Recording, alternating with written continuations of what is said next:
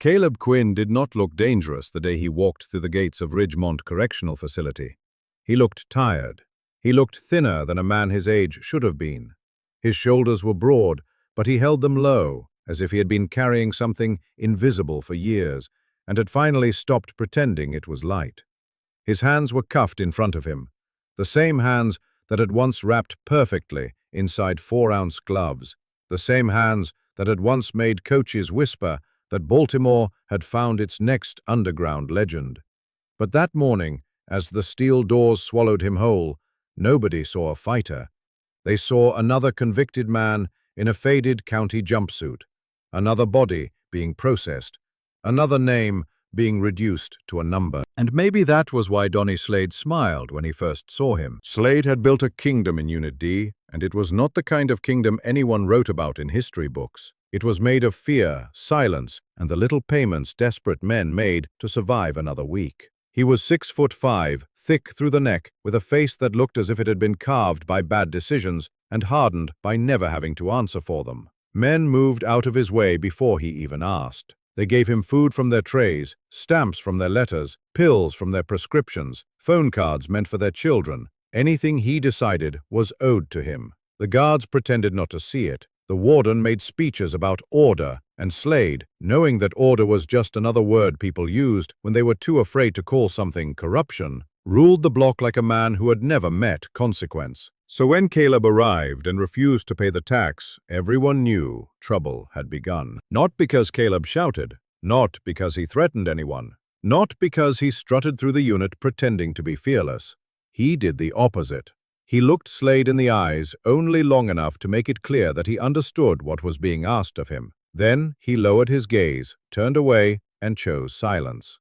To most of the men watching, that silence seemed like weakness. In Ridgemont, silence usually meant a man had already accepted his place. It meant he would be robbed, softly at first, then openly. It meant he would sleep with one eye open and eat with both hands around his tray. But Caleb's silence was different. It was not surrender, it was restraint.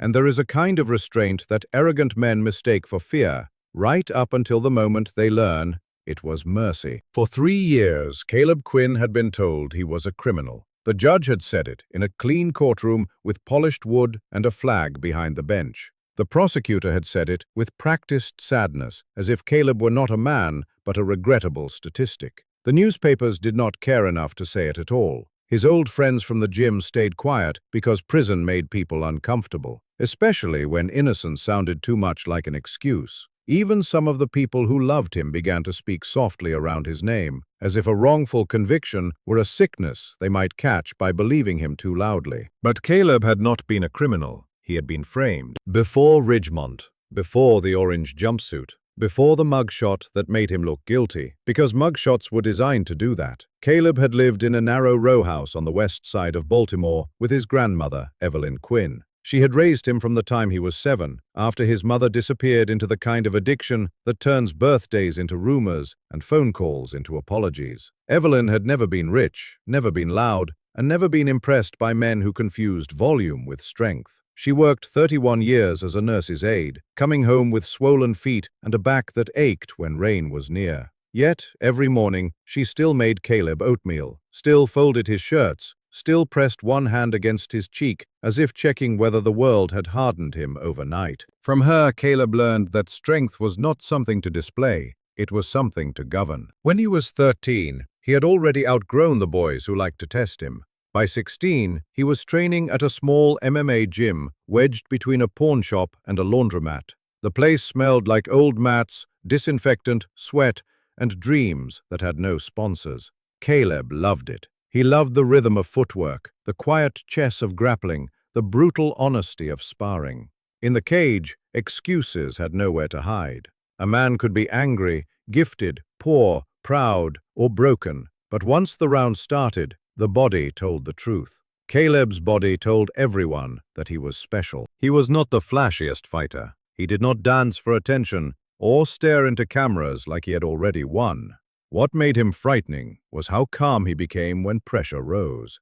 While other young fighters swung wild when hurt, Caleb breathed. While they chased the finish, Caleb waited. Coaches noticed his patience before they noticed his power. They saw the way he could absorb chaos without becoming chaotic himself. They saw a young man who could hurt people badly and seemed almost sad about that fact. Then came the accident. It happened during a hard sparring session on a humid Thursday evening, the kind of training night when the windows fogged and everyone in the gym felt tougher than they were.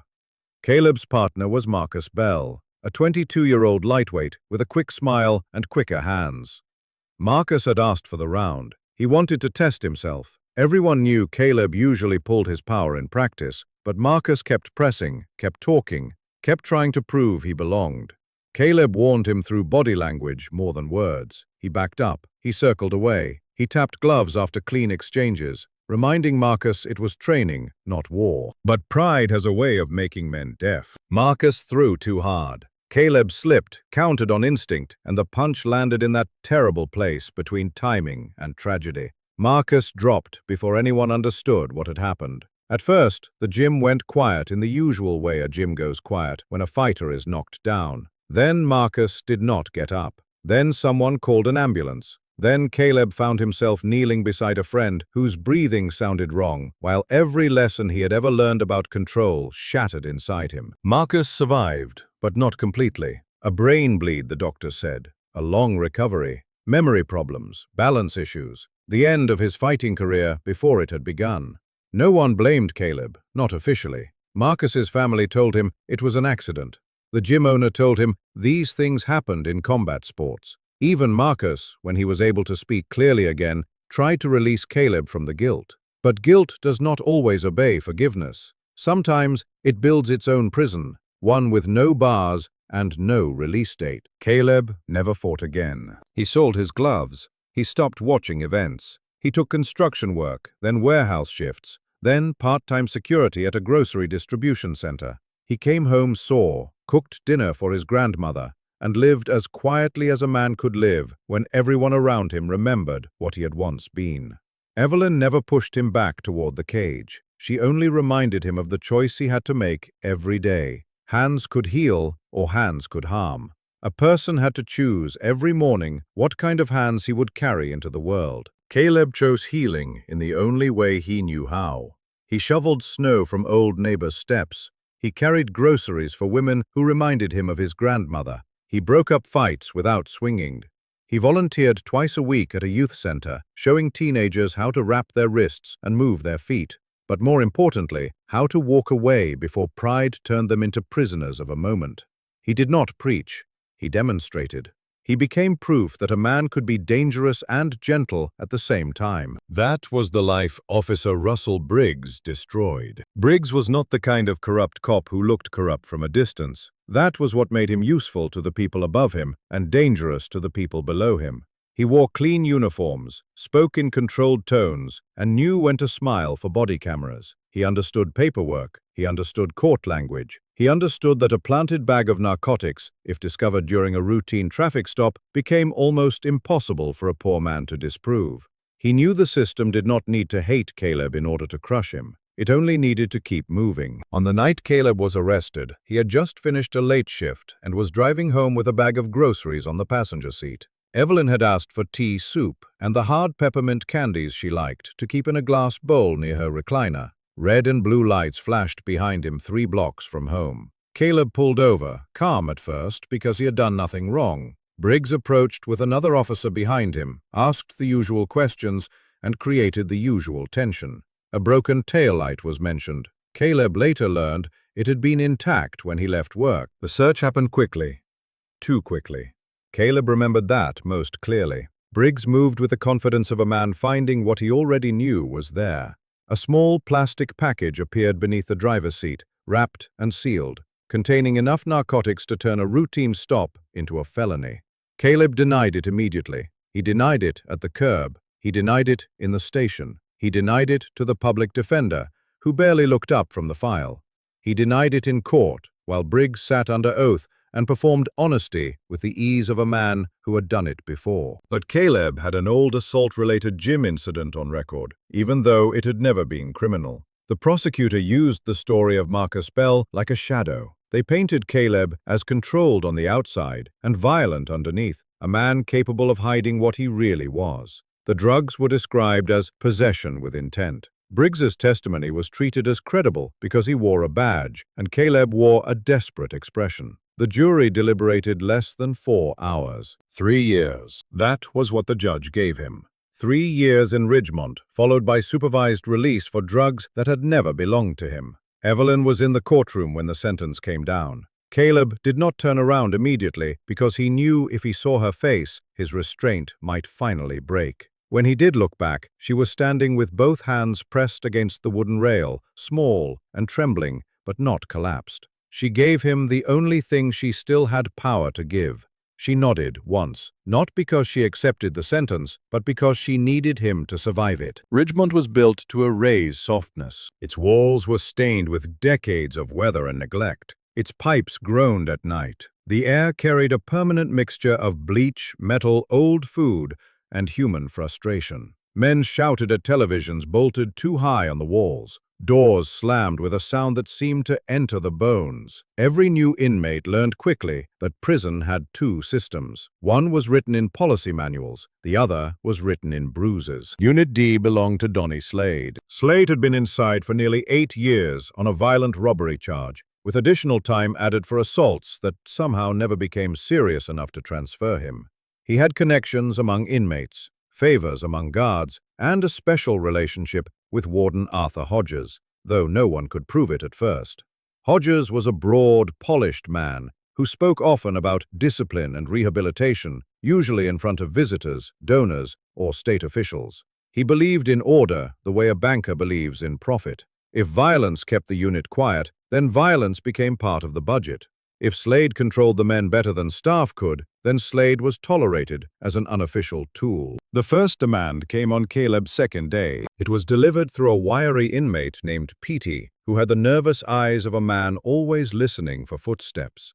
Petey explained the tax without making it sound optional. Coffee packets, dessert items, commissary money, anything of value. Slade took a share from everyone in Unit D. Paying meant protection from bigger problems. Refusing meant becoming the bigger problem. Petey seemed almost sad while explaining it, as if warning Caleb not to make a moral decision in a place where morality had poor survival odds. Caleb listened, thanked him without warmth, and refused. That refusal traveled faster than contraband. By dinner, men were glancing at him from every table. Some looked amused, some worried, some annoyed that a new arrival was about to disturb the fragile peace they had purchased with humiliation.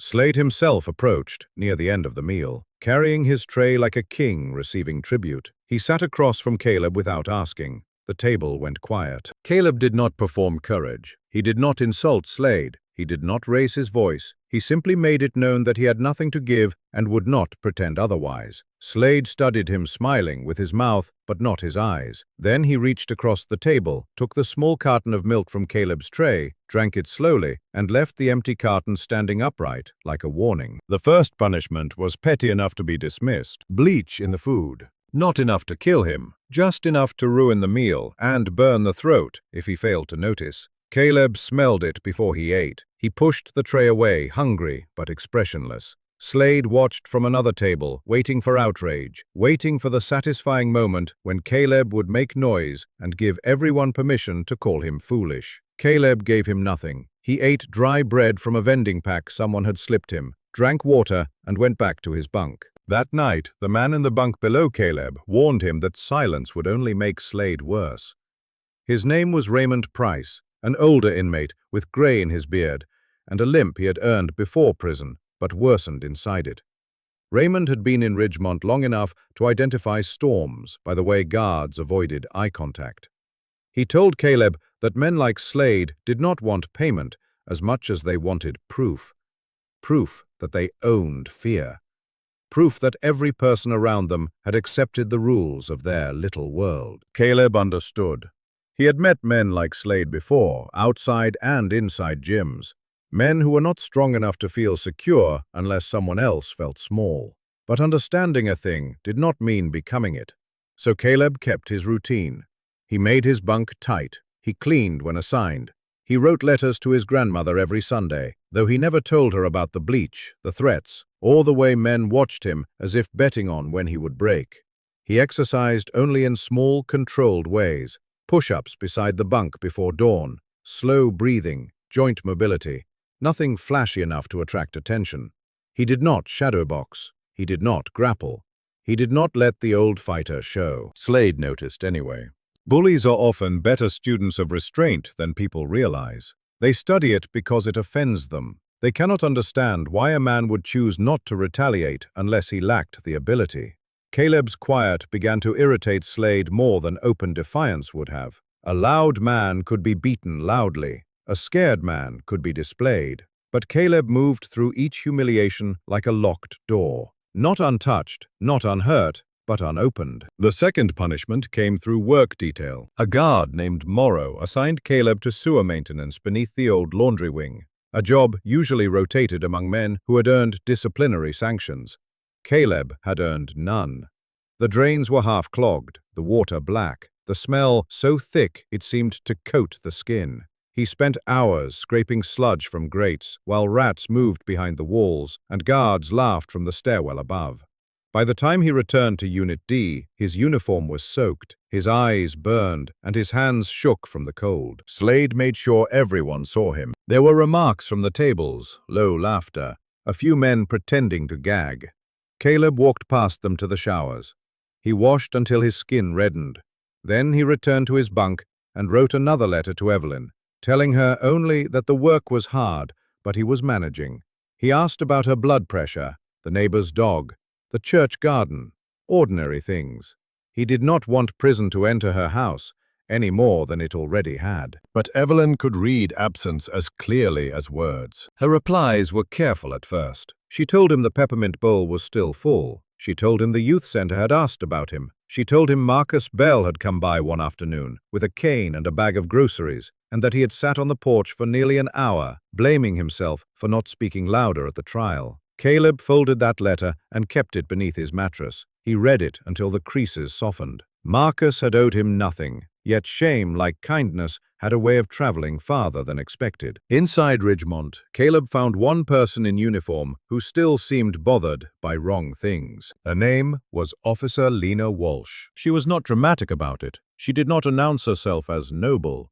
In fact, she had survived in Ridgemont by being almost painfully observant and outwardly ordinary. Walsh had joined corrections after serving in the military police. She believed rules mattered, but she had learned that institutions often used rules to protect themselves from accountability.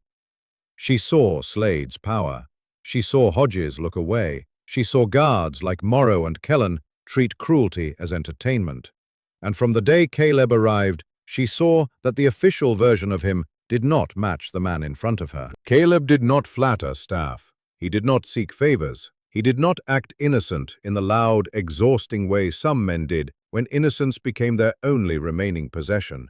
He endured. He obeyed lawful orders. He avoided conflict with a discipline that felt almost unnatural in Unit D. Walsh began documenting small things in a pocket notebook she kept hidden behind a loose panel in her locker.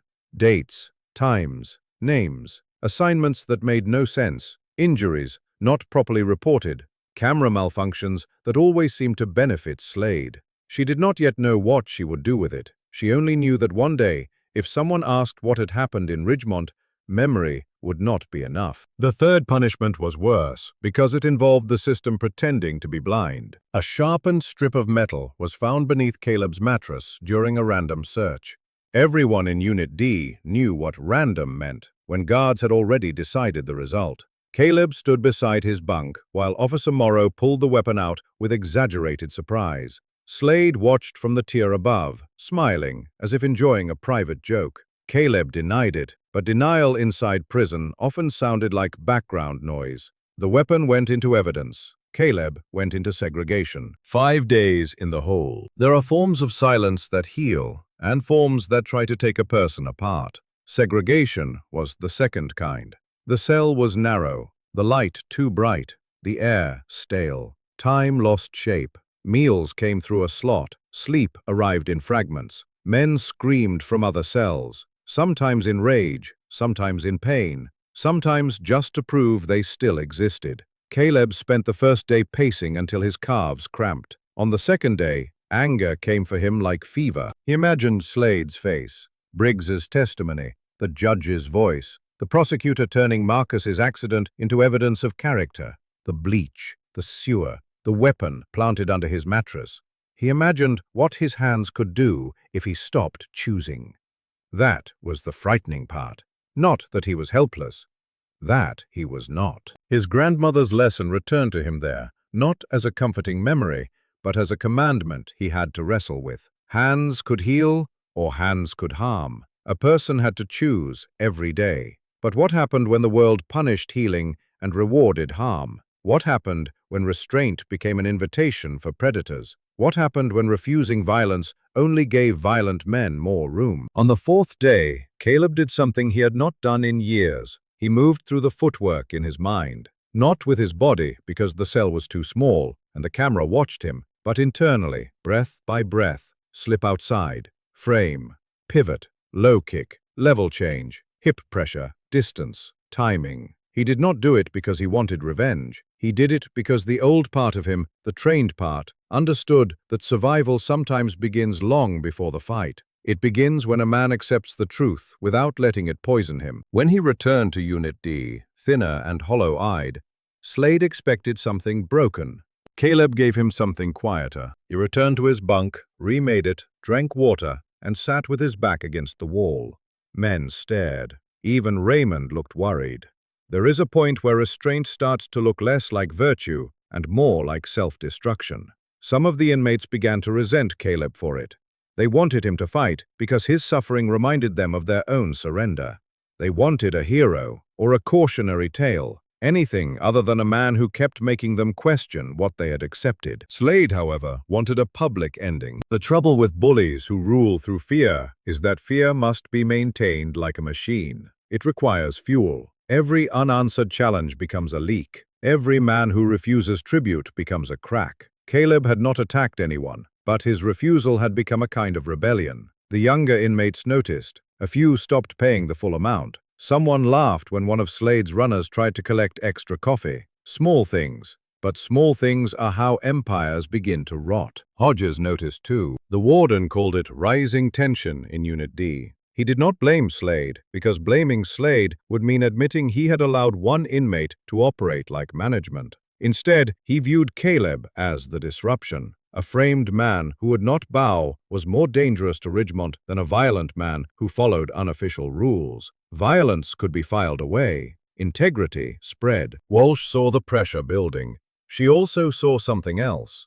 The cameras covering the recreation yard had recently been scheduled for maintenance. One angle near the weight benches had been misaligned for months, creating a blind spot that inmates and certain guards knew how to exploit. Slade liked that area. So did Morrow. So did every man who understood how accidents happened in prison without witnesses. Walsh submitted a work order. It was ignored. She submitted another. It disappeared. So, on a rainy Wednesday morning, when most staff were distracted by a state inspection in another wing, Walsh entered the camera room under the pretense of checking a malfunctioning feed and adjusted the angle herself. It was a small act, almost invisible, but history often turns on small acts performed by people who are tired of looking away. She did not tell Caleb. She did not warn him. Anything too direct could have exposed both of them and given Hodges time to bury the evidence before it existed. She only watched. She wrote in her notebook. And when the recreation schedule changed unexpectedly 2 days later, placing Caleb in the yard with Slade and 4 of Slade's closest men during a window with reduced staff presence, Walsh felt the cold certainty of a trap. Caleb felt it too. The yard at Ridgemont was a rectangle of cracked concrete and patchy grass, surrounded by fences topped with razor wire that flashed under the pale afternoon sun. Men moved in clusters. Some lifted weights. Some walked laps. Some stood near the walls, pretending not to watch everything. Caleb had avoided the yard politics for weeks, using recreation time mostly to walk alone and breathe air that did not taste like old metal. That day, however, the air felt wrong. Too many men drifted away from the benches. Too many eyes turned and then turned away. The guards on duty stood farther than usual, their attention conveniently divided. Slade approached with 4 men, Tanner heavy through the arms and proud of it, Lewis fast and mean with a scar down one cheek, Bix a wrestler from some county jail circuit who liked to talk about breaking joints, Rafe younger than the rest, desperate to prove he belonged, and behind them Slade, smiling with the lazy confidence of a man who believed the ending had already been written. Caleb stopped walking. This was the moment everyone later argued about, dissected, replayed, slowed down, misunderstood, and mythologized. Some would say Caleb snapped. Others would say he finally revealed himself. Some would call it violence. Others would call it self-defense. But the men who were close enough to see his face would remember something different. Caleb did not look angry. He looked sad. He had spent years choosing restraint because he knew what his hands could do. He had allowed insult, hunger, filth, isolation, humiliation, and fear to pass through him without becoming them. He had given Slade every chance a man could give another man without surrendering his soul. But there is a final line between mercy and permission. Slade crossed it when 5 men moved to destroy one who had already refused to destroy them. The first punch came from Lewis. It was fast, but not trained in the way Caleb understood training. It was a prison punch, full of commitment and expectation, thrown by a man used to victims covering up. Caleb slipped outside it, and for the first time in years, the old geometry returned. Distance collapsed. Timing opened. Caleb struck once to the body, once to the jaw, and Lewis folded as if his strings had been cut. The yard reacted with a sound that was not yet a cheer. It was a collective inhale. Tanner rushed next. Big men often believe size is a strategy until someone teaches them otherwise. Caleb stepped off the line, chopped the leg, turned the shoulder, and sent Tanner crashing into the concrete, with his own momentum betraying him. Bix tried to clinch, thinking grappling would slow the storm, but Caleb met him with underhooks, balance, and a short knee that took the air out of him before a controlled trip put him down hard, but not broken. Rafe froze for half a second, just long enough for fear to enter the space where loyalty had been. Caleb did not chase him at first. He turned toward Slade. That was when Slade understood. Not fully. Men like Slade rarely understand fully until consequence has finished speaking. But something changed in his eyes. The man he had mistaken for prey was not prey. The silence he had mocked was not emptiness. It was a locked cage around something Caleb had refused to release. Slade swung like a man trying to erase the truth before witnesses could accept it. Caleb ducked, pivoted, and landed a counter so clean that even the men who hated him later admitted it was beautiful. Slade stumbled. Caleb closed, controlled the shoulder, swept the base, and drove him down with a force that shook dust from the yard. Slade tried to rise. Caleb placed one knee near his ribs, not crushing, not torturing, simply pinning him in a position that said the fight was over. If Slade had enough sense left to survive it. Rafe moved behind him. Caleb turned before the attack landed. A quick strike, a turn, a lock, and Rafe was on the ground, gasping, more frightened than injured. The whole thing, from Lewis's first punch to the moment Slade stopped moving, took 22 seconds. 22 seconds to end a reign that had lasted years. The yard went silent in a way no one had heard before. Even the guards seemed frozen, caught between the official emergency they should have responded to and the unofficial arrangement that had just been exposed. Caleb rose slowly, with his hands visible. He did not kick anyone while they were down. He did not shout. He did not celebrate. He stepped back from Slade, breathing hard but controlled, and lowered himself to his knees before the order even came. That detail mattered later. It mattered because violence had not made Caleb look guilty. Restraint after violence made everyone else look guilty. The official report tried to bury the truth before sunset. According to the first version, Caleb had initiated an assault against multiple inmates. Slade and his men were described as victims. The blind spot was mentioned by Morrow, as if the cameras had failed again. Hodges prepared a statement about zero tolerance for inmate violence and the tragic difficulty of managing aggressive offenders. Caleb was placed back in segregation, while medical staff examined the injured men. Slade suffered a broken orbital bone, cracked ribs, and a humiliation no doctor could chart. The others had concussions, bruises, and sprains. None died. None were permanently crippled. Caleb had done exactly enough to survive. But this time, Ridgemont's favorite darkness had a witness. The camera angle Walsh adjusted had captured everything. Not perfectly, not cinematically, but clearly enough. It showed Slade and 4 men surrounding Caleb. It showed the first punch thrown at him. It showed the guard standing too far away. It showed the speed, the control, the ending. It showed Caleb kneeling afterward, hands out, not a predator, but a man who had defended himself and stopped the instant the threat ended. Walsh knew the footage would disappear if left inside the system. She also knew she was not the only person who had noticed. The maintenance technician assigned to the camera room that week was a soft-spoken man named Eli Mercer. He was not a guard, not an administrator, not someone inmates feared or staff respected much. He fixed wiring, replaced monitors, reset systems, and listened more than people realized. Eli had seen footage vanish before. He had watched dates get mislabeled, files corrupted, angles mysteriously unavailable when an inmate filed a complaint. He had 2 children, a mortgage, and no appetite for heroism. But he also had an older brother who had died in custody in another state after a report claimed there had been no video. Eli made a copy. He did it before the internal server was accessed by Hodges's office. He backed up the yard footage onto a small drive, then another.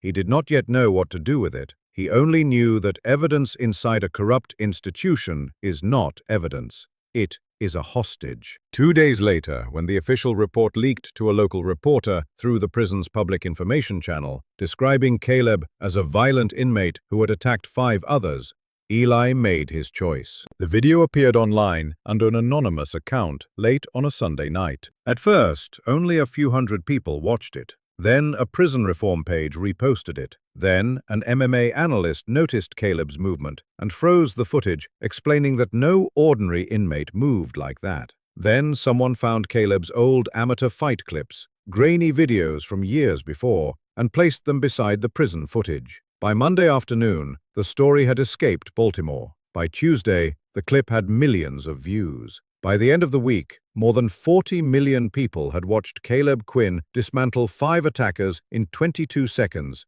and then kneel on the concrete like a man begging the world to understand that he had not wanted any of it. The hashtag Justice for Caleb spread faster than Ridgemont could respond. People argued as people always do. Some said he was clearly dangerous. Others asked why 5 men had been allowed to surround him. Former inmates recognized the setup immediately and began posting stories about prison taxes, planted weapons, blind spots, and guards who outsourced violence to men like Slade. Old gym footage surfaced. Interviews with former coaches emerged. Marcus Bell appeared in a short video, standing with his cane, explaining that Caleb had left fighting after an accident that no one in the gym blamed him for. Evelyn Quinn was photographed on her porch, holding one of Caleb's letters, her face both proud and exhausted. The public discovered what the court had ignored. Caleb Quinn was not a monster hiding behind discipline. He was a disciplined man who had been punished for refusing to become a monster. The first lawyer to take the case seriously was Diane Prescott. Diane was not a television lawyer, though. After the viral video, television producers called her office often enough. She was a former public defender turned civil rights attorney, sharp-eyed, relentless, and allergic to convenient explanations. She had spent years studying cases where poor defendants were crushed by small lies that became official truth. A missing body camera file, a traffic stop with no dash footage, a search justified by a phrase no one could challenge, a police report written in language so clean it almost sanitized the dirt. When Diane watched the Ridgemont footage, she saw more than a prison fight. She saw a pattern, a framed defendant, a corrupt officer, a prison hierarchy protected by administration, a man punished every time he refused to accept someone else's lie. The 22 seconds were not the whole story. They were the crack in the wall where the story could finally breathe. She contacted Evelyn first. Evelyn did not trust easily anymore. The justice system had taught her that polite people could destroy a life while speaking gently. But Diane did not promise miracles. She asked for documents, trial transcripts, letters, names, dates. She listened more than she spoke. That was what convinced Evelyn. People who wanted attention spoke first. People who wanted truth listened until the truth had room to stand. Diane filed emergency motions to preserve evidence from Ridgemont. She demanded the full, unedited yard footage, staff assignment logs, disciplinary records, medical reports, and camera maintenance history. Hodges resisted. The state delayed. Ridgemont claimed internal procedures were being followed, but the public pressure had changed, the cost of silence. Every refusal became another headline. Every delay made the institution look more guilty. Justice for Caleb was no longer just a phrase online. It had become a spotlight, and corrupt men hate light more than punishment, because light arrives first. Walsh knew the moment had come. She had not leaked the video. Eli had. But she had adjusted the camera, and she had the notebook. For months, she had recorded what others preferred to forget. Bleach in Caleb's food, sewer assignments ordered outside rotation, the planted weapons search, guard names, Slade's movements, Hodges meeting privately with officers after incidents, missing footage dates, inmates transferred after complaints, small pieces, each one deniable alone, but together forming the shape of a machine. Coming forward would cost her. She knew that. Officers who exposed corruption were rarely greeted as heroes by the people who had benefited from silence. She would be called disloyal. She would be investigated. Every mistake in her career would be sharpened into a weapon. But Walsh had spent too many nights staring at her own handwriting, wondering what kind of person kept a record of evil and then hid it because telling the truth was inconvenient. So she contacted Diane Prescott through a retired judge she trusted. The meeting took place in a church basement after evening service. Walsh arrived in plain clothes, carrying the notebook inside a grocery bag beneath a box of donated canned goods. Diane was there with a legal assistant and a scanner. They did not dramatize the exchange. They copied every page. They photographed the cover, the binding, the dates. Walsh explained what each entry meant, where to find corroborating records, which officers were afraid, which inmates might speak if protected, and which documents would disappear first if subpoenas arrived too slowly. By midnight, Diane understood that Caleb's case was not only about one man. Officer Briggs had framed him. But Briggs was not an isolated villain. He was part of a pipeline that turned poor men into convictions, convictions into prison bodies, and prison bodies into bargaining chips inside institutions like Ridgemont. Walsh's notebook contained references to 14 other names linked by similar traffic stops, similar reports, similar evidence discoveries, and the same officer's testimony. 14 men whose lives had been bent around planted evidence and official indifference. Caleb had entered prison as one of many. He became visible because Slade chose the wrong victim in front of the wrong camera. The investigation widened. At first, Briggs dismissed everything. He gave a statement through his attorney, calling the accusations desperate attempts by convicted criminals to discredit lawful police work. He expected the badge to hold. It had always held before. But Diane did not rely on outrage. She followed paperwork. She compared arrest reports. She found repeated phrases, repeated justifications, repeated claims of suspicious movement during traffic stops. She obtained body camera logs and discovered gaps that appeared with statistical improbability around Briggs's most important arrests. She found a confidential informant who had been used as a ghost in reports but had never actually provided the tips attributed to him.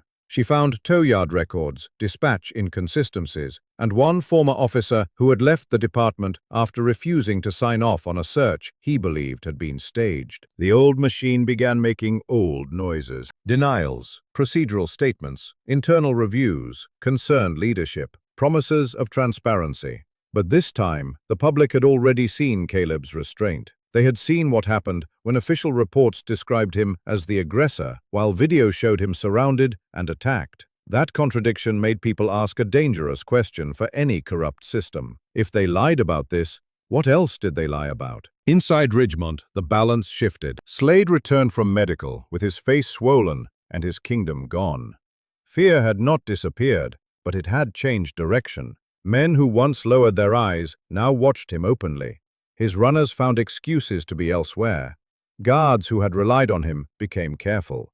Hodges, sensing danger, tried to isolate Slade, and pressure staff into unified statements. But unity is easy when everyone is safe, and difficult when subpoenas arrive. Caleb remained in segregation for his own protection, though protection and punishment often look identical in prison. He knew little of what was happening outside. He heard fragments through guards, through a nurse who lingered near his door, through Raymond shouting from a nearby holding cell during medical transport, that the world had seen the yard. Caleb did not understand at first. The world was too large a word for a man in a concrete box. But then Diane visited. Through thick glass, Diane Prescott told Caleb that the video had gone public. She told him millions had seen it. She told him his grandmother was safe, that Evelyn had become a quiet symbol of endurance, though she hated cameras and preferred tea to interviews.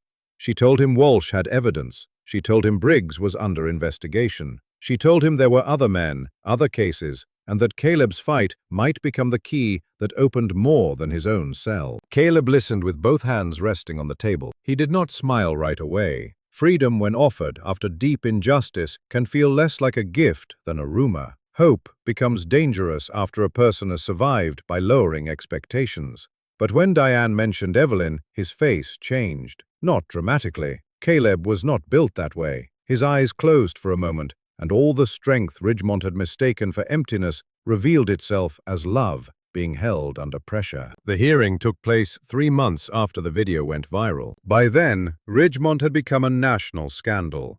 Hodges had been placed on administrative leave after evidence showed he had ignored repeated reports of inmate extortion and staff misconduct. Morrow and Kellen were suspended. Eli Mercer's identity as the source of the leaked video had become known, and while some called him reckless, many called him brave. Walsh testified behind layers of legal protection. Her notebook entered into evidence with the quiet force of a thing that had waited long enough to speak. The courtroom where Caleb's conviction was revisited looked cleaner than the places that had ruined him. That struck him as almost cruel. So much harm had been done in rooms with polished floors and proper lighting. Briggs sat at the defense table in a suit that did not fit him as well as his uniform once had. Without the badge, he looked smaller, though not yet humbled. Men like Briggs often confuse being exposed with being persecuted. They believe consequences are a tax because accountability feels unnatural to those who have avoided it too long. Diane did not perform outrage. She built a staircase.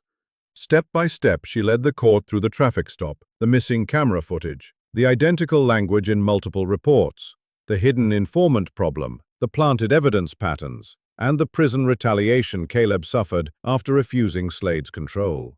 She showed how the system had labeled Caleb violent, while ignoring every moment he chose restraint. She showed the yard footage in full, not the clipped version online, but the complete record. Caleb walking alone, the 5 men surrounding him, the first attack, the 22 seconds, the kneeling after.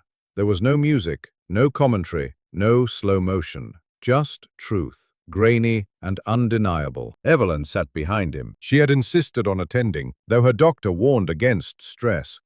Her hands were folded over a worn purse. Inside it was one of Caleb's childhood photos, a peppermint candy, and the first letter he had written from Ridgemont. She did not cry during the footage. She had cried enough in private. Public tears, she believed, were sometimes taken as weakness by people looking for reasons not to feel guilty.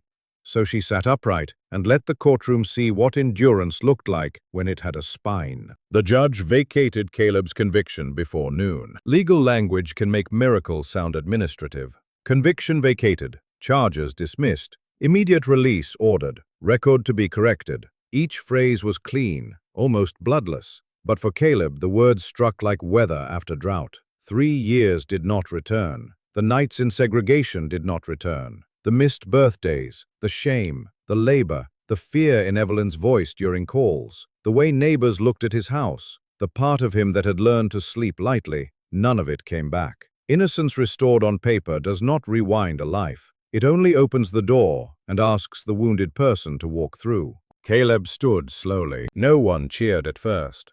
The room seemed afraid to disturb the size of the moment. Then Evelyn rose. She was small, slower than she used to be, but she crossed the space between them with a force no wall could have resisted. Caleb bent down as she reached him, and for the first time since sentencing, His grandmother held him without glass guards or time limits between them. The cameras captured that embrace, but they could not capture what passed through it. A boy coming home. A woman who had refused to bury the living. A family stitched back together, not perfectly, but truly. Briggs was arrested 2 weeks later. The charges were extensive evidence tampering, perjury, conspiracy, civil rights violations, and misconduct, tied not only to Caleb's case, but to a wider pattern involving 14 other defendants. Some cases were still being reviewed. Some men had already served their sentences. One had lost custody of his children. Another had died before his name could be cleared. That was the cruelty of corruption. It did not merely steal time from the accused. It spread outward, taking childhoods, homes, health, dignity, and sometimes the chance to ever hear the words that should have been spoken years earlier. At trial, Briggs tried to make himself the victim of politics, media pressure, and anti-police sentiment. But evidence has a way of stripping costumes from cowards. The jury saw reports, logs, messages, missing camera patterns, testimony from former colleagues. They heard about Caleb, but also about the others. 14 names that had once been buried in filing cabinets became human again. Mothers testified. Brothers testified. A daughter read a statement about growing up believing her father had chosen drugs over her, only to learn that a stranger with a badge had chosen a lie over her family. Briggs was convicted and sentenced to 12 years. It was not enough to repair what he had done. No sentence ever is. But it was enough to change the sound of his name. Once Officer Briggs had entered courtrooms as a trusted witness. Now Russell Briggs entered prison as a convicted man, carrying the knowledge that the same system he had manipulated would count his years the way it had counted Caleb's.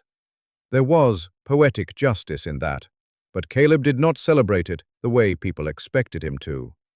He had learned too much about cages to take simple pleasure in anyone entering one. Warden Hodges fell next. Investigators uncovered favors, falsified reports, ignored grievances, and a pattern of allowing Slade to enforce informal control inside Unit D in exchange for lower visible disorder. Hodges had not needed to swing a fist to be violent. He had signed papers. He had looked away. He had rewarded silence.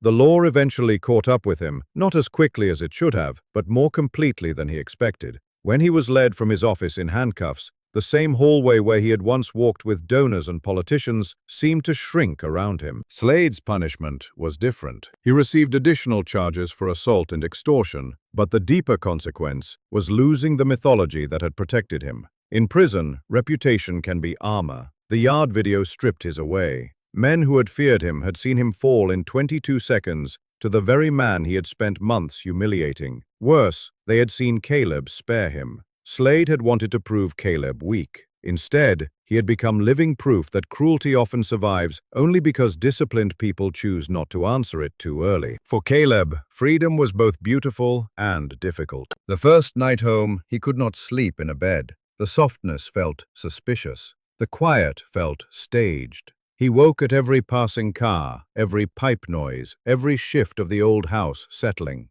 Evelyn found him before dawn, sitting at the kitchen table, barefoot, staring at his hands. She did not ask him to explain. She made tea, placed the cup beside him, and sat in the other chair until sunrise made the room gentle. The world wanted a comeback story. Promoters called. MMA podcasts called. Sponsors called. Everyone wanted the man who had beaten 5 attackers in 22 seconds. They wanted the cage return, the redemption fight, the documentary, the branded gloves, the dramatic walkout. They wanted Caleb Quinn to become profitable inspiration. There was money in his pain now. People who had ignored his conviction suddenly wanted front-row seats to his resurrection. For a while, Caleb considered it, not because he missed hurting people, but because fighting had once been the clearest language his body knew.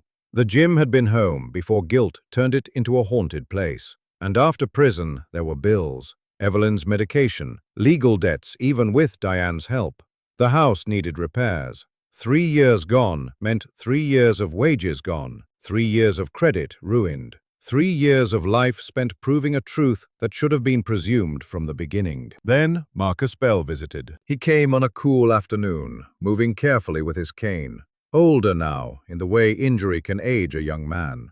He and Caleb sat on the porch, where they had once talked about fight dreams and cheap protein powder. Marcus did not ask Caleb to fight again. He did not ask him to stay away. He simply reminded him, in the indirect way friends sometimes do, that hands could build something too, not just break, not just defend, build. That idea stayed. The settlement came almost a year after Caleb's release.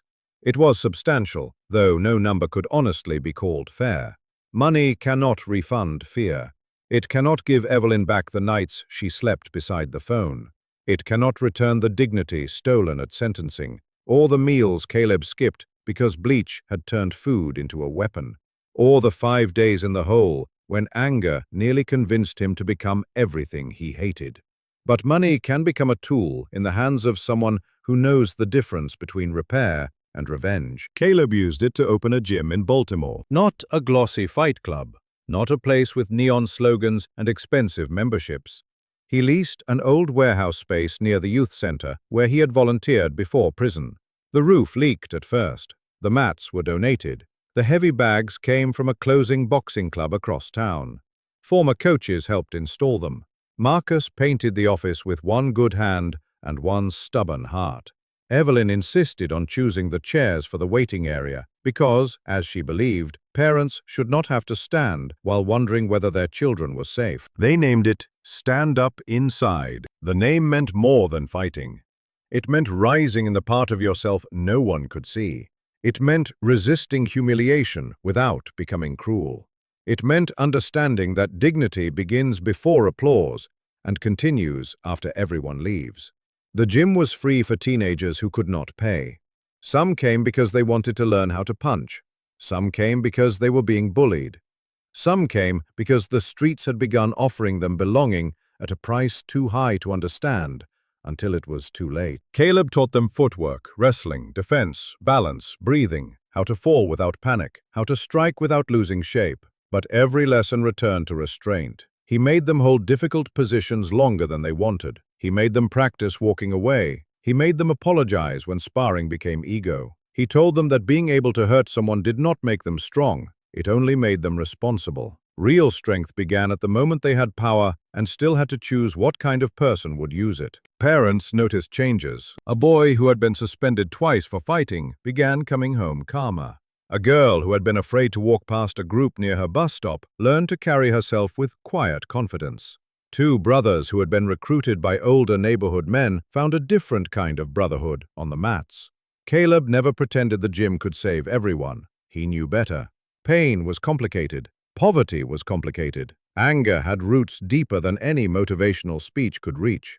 But he also knew that one safe room, one disciplined adult, 1 hour where a young person felt powerful without being destructive could interrupt a future before it hardened. Diane visited the gym on opening day. She brought copies of the court orders, clearing the first group of men tied to Briggs's misconduct. Not all of them were free yet. Some cases moved slowly. Some families were still fighting. But the work had begun.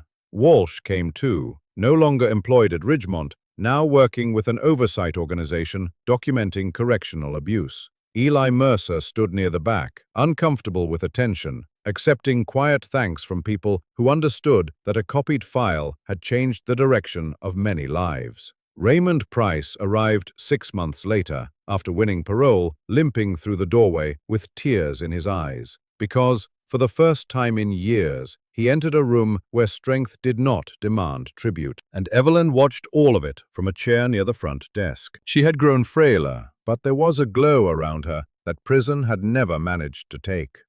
Sometimes, during beginner classes, Caleb would glance over and see her watching his hands. Not with fear, not with the worry she carried after Marcus's accident, but with recognition.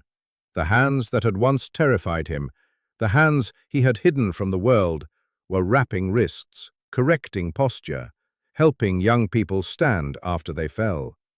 They were healing, not because they had forgotten how to harm, but because Caleb had finally understood that control did not mean denying what he was capable of.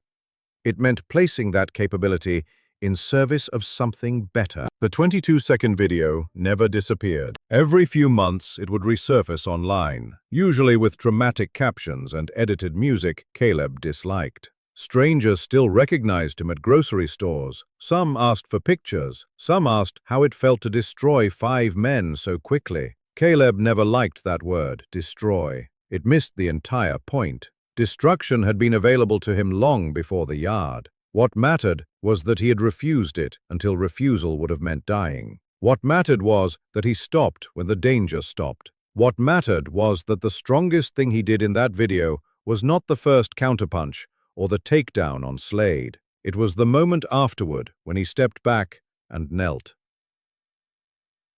Because that was the moment the world saw the difference between violence and control. Years later, people in Baltimore would still tell Caleb's story, though stories change as they travel. Some versions made him seem larger than life, a hidden champion wrongfully imprisoned who became a legend in one afternoon. Some focused on Slade's fall. Some focused on Briggs's corruption. Some focused on the viral storm that embarrassed officials into doing what morality should have required from the beginning. But Caleb himself always returned to the quieter truth. He had not been saved by the punch. He had been saved by every day before it, when he chose not to become what they expected. He had been saved by Evelyn's lesson, by Walsh's notebook, by Eli's conscience, by Diane's patience, by Marcus's forgiveness, by Raymond's witness, by 1,000 small refusals to let cruelty define the terms of his soul.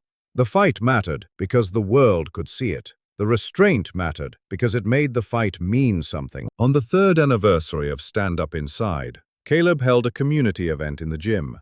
There were folding tables with food, children running between heavy bags, parents laughing, old inmates standing beside former officers, everyone awkward at first, and then less so. A mural had been painted on the far wall. It showed 2 hands, one clenched and one open, with a line beneath them about choosing every day. Caleb had not asked for the words, but when he saw them, he had to step outside for a moment. Evelyn found him in the alley behind the gym, where the city sounded alive around them. He was no longer the broken man who came home from prison, unable to sleep.